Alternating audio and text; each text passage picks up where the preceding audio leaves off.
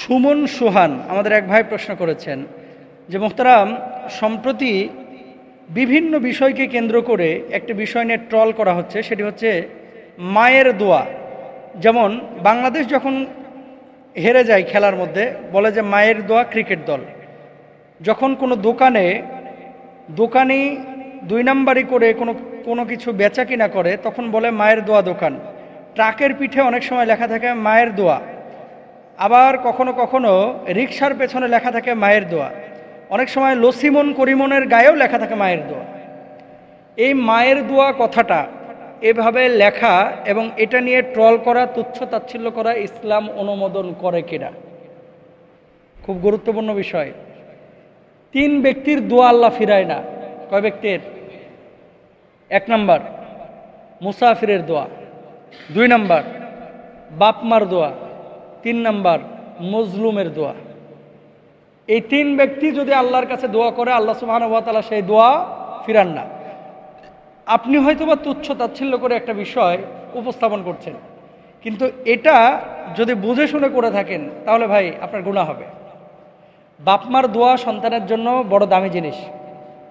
বন্দুকের গুলি মিস হতে পারে, তার লক্ষ্য চ্যুত হতে পারে, কিন্তু বাপমার দোয়া সন্তানের জন্য কখনো মিস হয় না। সুবহানাল্লাহ বলেন।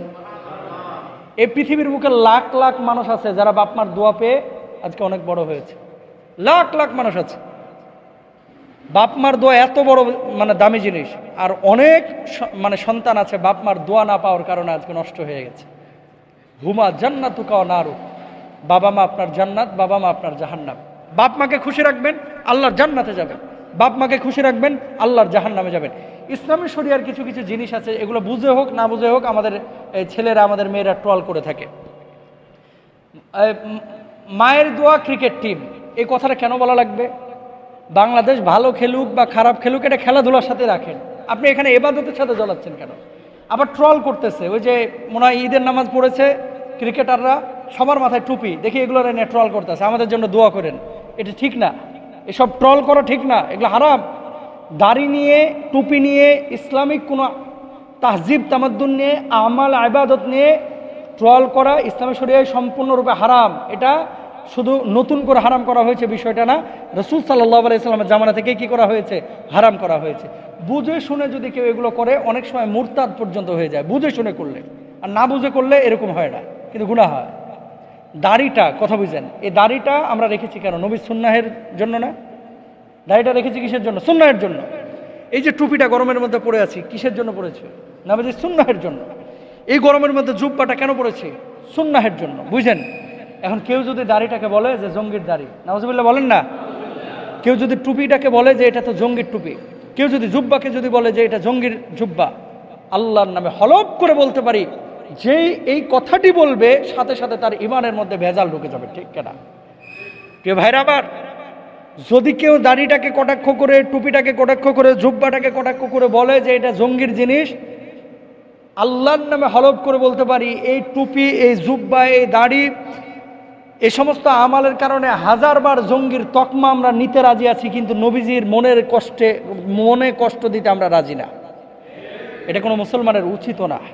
তো মায়ের দোয়া ক্রিকেট টিম, মায়ের দোয়া, তারপরে দাড়ি নিয়ে কটাক্ষ করা, টুপি নিয়ে কটাক্ষ করা, এটা মুসলমানদের কোনো আচরণ হতে পারে না।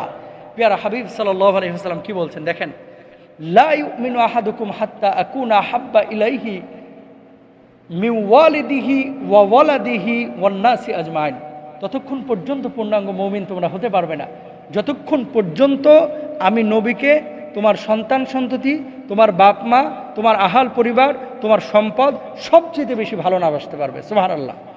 তো আমরা নবীজিকে ভালোবাসি আমাদের জীবনের থেকে। তো নবীজির একটা হাদিস নবীজি বলেছে যে বাপ মার দোয়া সন্তানের জন্য কবুল হয়।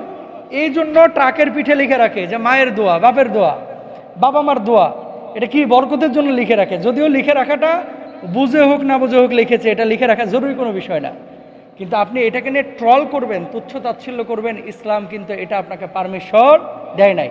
সুতরাং ট্রল করতে করতে এখন এমন অবস্থা হয়েছে, যা পায় তা নিয়ে ট্রল করে, বুঝে হোক না বুঝে হোক, যেটা পায়। আগে কি করতো দেখবেন যে সিনেমার মধ্যে ছোটবেলায় দেখতাম ওই ভিলেনের যেগুলো ক্যারেক্টার, সবগুলোর হুজুর বানাইতো। ভারতে অনেক সিনেমা আছে, এই কি করে ভিলেন যেগুলো, এগুলোর ঘাড়ে রুমাল ঢুকায় দেয়। হুজুররা যে রুমাল ব্যবহার করে কেন? রাজাকারের চরিত্র, এখানে দেয় ইদ্দুরা দাড়ি আর মাথায় দিয়ে একটা লম্বা টুপি কেন? তার মানে এই ছোট ছোট বাচ্চাগুলো এগুলো ধারণা করে কি এই লেবাসটা, এই গেটআপটা মনে হয় একটা ভিলেনের গেটআপ। নাউজুবিল্লাহ। আমার নবীকে খাটো করা হয়, আমার আল্লাহর দ্বীনকে খাটো করা হয়। আল্লাহ তাআলা আমাদেরকে বোঝার তৌফিক দান করুন।